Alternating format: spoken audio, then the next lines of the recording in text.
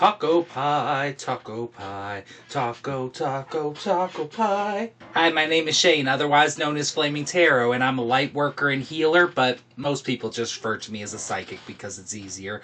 And in this series, Ask a Psychic, I'm going to be going on Reddit communities, looking for questions about psychics, spiritual gifts, your healing journey, spirituality, and everything in between, and I'm going to be answering them in this video. So, let's go ahead and get to the first question. So I wanted to find some questions about Reiki for this video, but most of the things on Reddit were, "Give me Reiki!" So, people asking for Reiki sessions, but I did find one question, so we'll go ahead and include that in this video. So, benefits of self-Reiki. What are benefits you have gained from using self-Reiki? Some of mine are spiritual growth, less anxiety, and better sleep. So, as a Reiki master, I've guilty of doing it. And this is for everyone who uses Reiki, who has a business, Reiki Master, Reiki Level 1, Reiki Level 2, whatever modality of Reiki you're doing, or if you're just going to want to get trained to be able to use Reiki.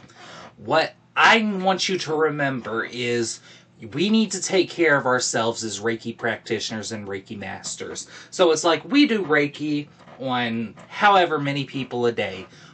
There are times that we forget to do it for ourselves, so that is a reminder. And if you don't have anything to do with Reiki, please remember to take care of yourself also. But as far as the question, with me, whenever I use Reiki on myself, I use it for grounding. Whenever I become way overstimulated, I just shut down because overstimulation just becomes way too much for me sometimes. So I'll use Reiki for that. Use it whenever I'm feeling burnt out. But all in all, we just need to remember that if we're using Reiki, we need to use it for ourselves too. Because yes, we're going to be helping heal others, but we also need to remember to use it on ourselves because sometimes we just need that grounding. We just need that just peaceful moment, just self-care. 100% self-care. That's what I want y'all to take away from this. But alright, on to question number 2. Alright, so number 2. What's the rudest or most annoying thing anyone has ever done or said because they did not want to believe you were psychic? I see comments online that are just so stupid, and people will do and say whatever it takes to not believe in psychic ability, even when the proof is clear. I recently had someone really try to hurt me or to discredit me. It was so desperate and hostile. I've been upset about it, and I don't want to get upset anymore, and I want to change my relationship to the past event and her. Wait, what? Did I? What? Okay. It just is what it is, right? People get scared and then mad, right? Nobody likes to think we're wrong. I can't read, and then I'm losing track of what is even going on in this story, but I think I got the gist of it. So, as far as the hate when it comes to psychic, I know exactly what you were talking about. Now, with me, it's a little bit different than people just saying, "Oh, you fake, you Like, I've seen comments like that. I've gotten like 1 or 2 comments about that. But when I started my business, what I did not expect was the hate from religious people. And it never really bothered me. I always thought it was funny. But like, and this was when I was using Facebook as one of my business social medias, and the religious people on Facebook, they were dragging me up and down Facebook, and I was like, I just put that I posted a new blog post. What do you mean? I'm going to hell. So, it was mostly the religious people as far as who hated on my business, but like I said, it never really bothered me. I just found it funny, and then I would block them so they wouldn't have to see me anymore and then move on with my life. But as far as the people who just want to say it's fake, it's one of 2 factors usually. It's one, they don't understand this side of what we do, what spirituality is. They have a lot of misconceptions because of movies, TV shows. Like, there are so many misconceptions about this industry, and it's just like, ah! But, Number two is that they have been scammed by a psychic before. And I really do feel like the scammers is what has made the thing about psychics so bad, about us being just straight up scammers. It's the scammers in our industry that did it in the first place. So here's the thing. There are a lot of us psychics, light workers, mediums, Reiki masters, healers. There's a lot of us. A lot of us are gifted. However, there are some that are saying they are, but they're just doing it just to get easy money. And the worst part about it is I know many, many other light workers like myself. Some of them have a good amount of a following. Some of them don't have much of a following. There are a lot, not all, I'm not saying all. There are a lot of people in this industry that have millions and millions of followers, but they are scammers. And it's literally come to the point where I can literally just look at someone's ad, their content, or them doing a reading, and I can tell you right then and there if they are scamming people or not. And that's also one of the many, many reasons, because my spirit team wanted me to leave TikTok for many reasons, but that is one of the reasons why I left TikTok and other social media platforms and just faded into the background, is because I don't want to be put in the same category as that. Because it's like, when I first started TikTok, the people popping up on my FYP, they were amazing. I was like, yes, I love every single one of y'all. I hope y'all the best success. Y'all are amazing light workers. Love and light to y'all. But as time went on, it's like a lot of scammers just came out of nowhere. And I'm just like, why are y'all on my FYP? Why are y'all attracting all these unhealed people and keeping them No. No. So that's one of the many reasons why I left TikTok. There was a multitude of other different reasons, but that was one of them that was personal for me. So that's why I just, as far as social media, all I do is just focus on my own business and my own clients, and then do this on the side just in case it might help somebody. So I don't really dabble with the social media anymore as far as videos and everything. But that is another reason why psychics get such a bad rep from a lot of people. But on to question number 3. Alright, so question number 3. People with very high awareness and spiritual connections, how many are there out there? To what extent can you all see and read remote things? Also, I wonder who is most tuned with this ability if we compare everyone's current levels. So, let me tell you something. We should, instead of being like, we should compare everybody and see who's the most powerful, what I feel like, and this has always been my belief, we are all powerful as far as if we tap into our psychic abilities. We are all powerful. We are all amazing. We do not need to be comparing each other. But the other thing I want to talk about with this question is there are some people that believe only some people have spiritual gifts. No, everyone does. It's just, do you tap in or not? So, here's the thing. Everyone is born with their spiritual gifts to the fullest extent. Now, we're infants, so what we gonna know what to do with that? We're literally maybe not even crawling around yet, so we might not know what to do with that, but it's like fear, trauma, and many other things make it to where our awareness gets thrown off, our third eye closes, and our chakras get unbalanced. It's like, out of all the light workers and healers that I know, we all came into our gifts and really tapped into it and then unlocked our higher consciousness in our adult life. We didn't bring it from childhood. I think the youngest that I've ever met was 19 years old. But we've all done it in our adult life. However, this is just my opinion. The people that have said that they were born with it and brought it into their adult life and have been this way all their life, and this is just my opinion because I don't know anyone with this. I would love to meet somebody that's had it all throughout their childhood and all throughout their life because I want to ask them this question. It's to my belief that people that have had it all their life haven't had any really traumatic experiences to throw them off and to, like, basically, what's the word I'm looking for? Lock their gifts in the vault. I don't know what word I was looking for, but that's the best way I can describe that word.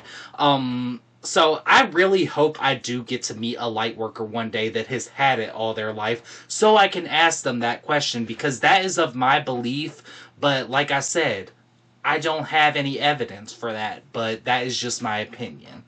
But we are all gifted, it's just we gotta tap into it. Tap in, because we all gifted.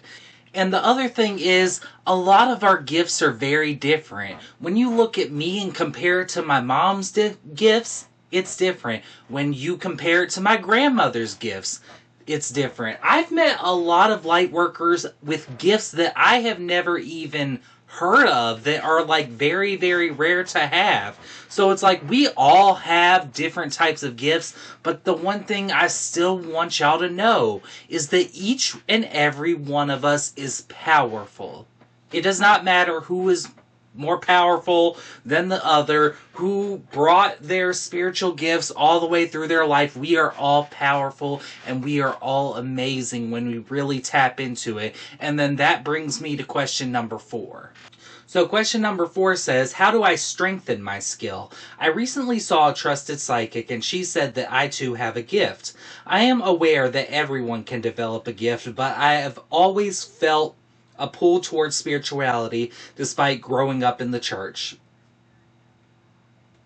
I felt like I was going to let out a really big burp. I have just suppressed it due to fear. The psychic picked this up and said, you are connected to divination, so whether this is assisting others through spiritual assistance, spiritual endeavors, being a healer, these things resonate strongly for you, whether you do this personally or professionally. This is just your choice of free will. How do I strengthen my skills with tarot cards? How do I connect with my spirit guides or spirit teams? So, practice, practice, practice, practice.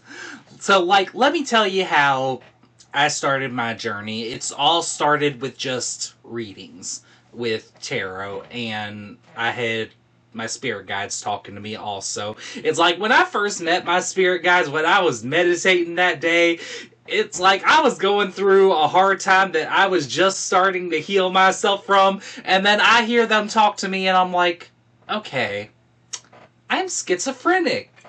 Yes! It's like, we just need, that's the cherry on top of everything right now.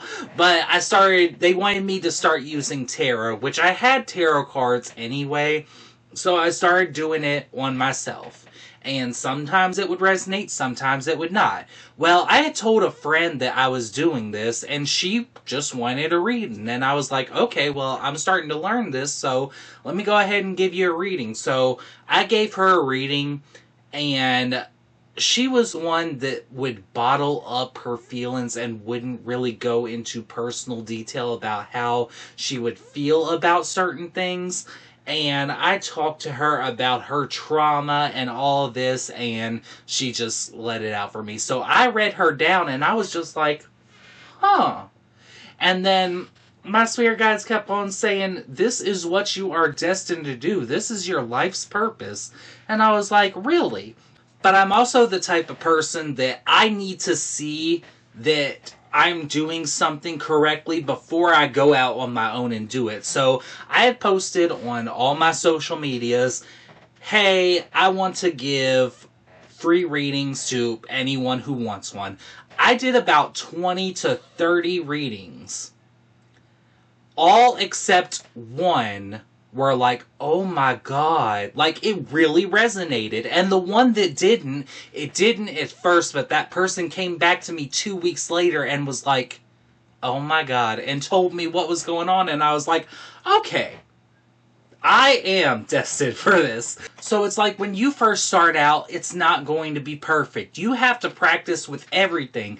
Then there was Reiki. I was doing Reiki on people in my personal life before I ever put it on my website, just for practice and to make sure everything was good. Astral projecting and astral traveling. My spirit guides had to help me train with that at first, and then I started to do it on my own without their help. It's like they're all in all, practice makes perfect, and that's with everything in life. But when it comes to the spiritual field, that is going to be how you strengthen your skill. And then once you start to delve deeper into the deeper spiritual things, don't ever think that you're crazy. Because there's a lot of things that you will experience where you will be like, am I just a Looney Tune?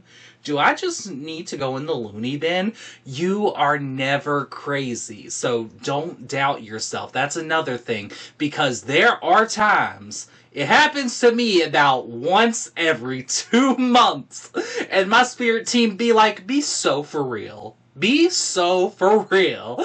Where I'm just like, am I just a lunatic? Do I really just need to go to the mental institution? Am I actually a schizophrenic who's just a Looney Tune?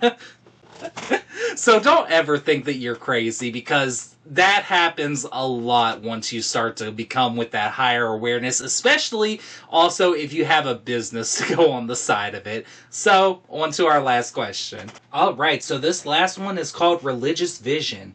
Do you believe it's possible to manifest apparitions of Mary and Jesus, for example, by wishing for and imagining a religious vision? And what do you think will actually appear? Yes.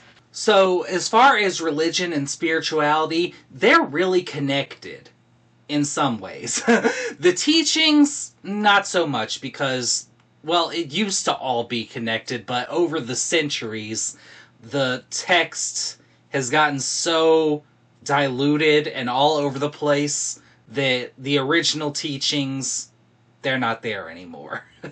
But we're not going to talk about that today. So, as far as Jesus, Mary, they're ascended masters. They're like, I call them the left hand of Source. So you got Jesus, Mary, Serapis Bey, Saint Germain. You got a lot of ascended masters that a lot of light workers actually work with. You also have your archangels, which is Michael, Raphael, Archangel Gabriel, Uriel, all of them. So with me, I mostly work with the universe, the universal energy, the universal flow. I work with Source. I work with Archangel Raphael whenever I do Reiki with people, because he is associated with healing. And then I also work with my spirit team, of course. But I do know a lot of light workers personally who work with other ascended masters like Saint Germain. I know someone that works with Jesus and Mary. So it's like, you just have to create that connection and connect with them, and you can work with them. Absolutely. But that's the thing about spirituality and this work as a whole, is that we work with these higher beings. It's like, we're not going to be worshiping somebody and putting our life into their hands. It's like, no, we're going to work with them. We're going to co-create with them.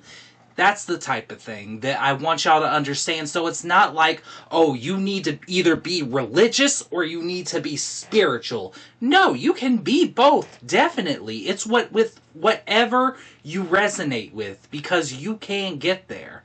But that is the questions for Ask a Psychic episode 2. I will try to be posting these weekly, so see you next week for episode 3. Love and light.